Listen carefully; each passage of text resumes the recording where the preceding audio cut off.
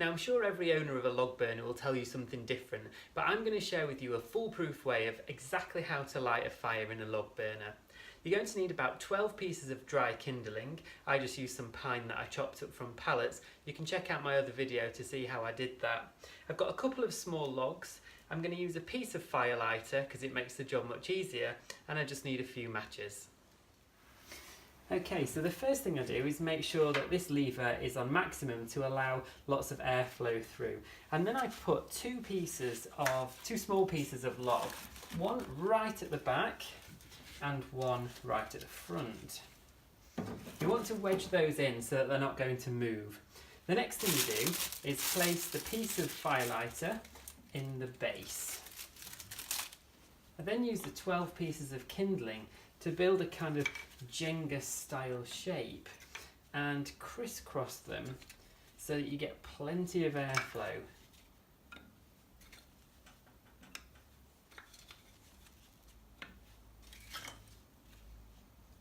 Now if you've got more paper or receipts that you need to get rid of, you can stuff these down the edge.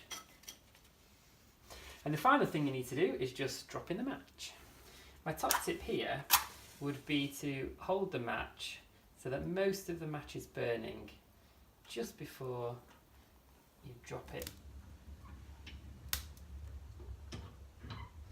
You just want to put that door on the latch just until the fire really catches, and then you can close it properly. If you're finding that there's some smoke coming into the room, it could be because your house is too well insulated, and if that's the case, just as you start building the fire, open an external door, get some fresh air into the house. And no, it seems counterintuitive because the temperature of the room will drop, but given all that fresh air through your fire and up the flue, and that will give you the perfect fire. The secret with a good fire is to get the box and the flue as hot as possible, as quickly as possible. So as soon as those 12 kindling sticks have died down and they're just glowing embers, you need to feed it with the next stage. I think we're about ready for that now. I'm going to put on a little bit more kindling and maybe some paper, and that will raise the temperature even further. And then once I've got a nice amount of glowing embers, I can put on a small log.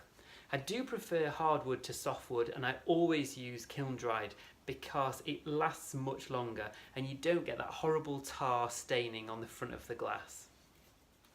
So a pair of fireproof gloves is a great idea to have because this handle will get hot, and my tip here will be to open the door slowly. So allow a little bit of air in and then you can open the door properly.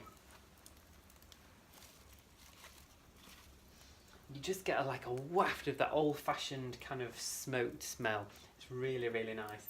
Most log burners don't smell that much, which is a good thing, and they don't give you that crackle that you'd imagine from a fire, and that's because we're using dry wood, and it's actually much better for the fire and also for the flue.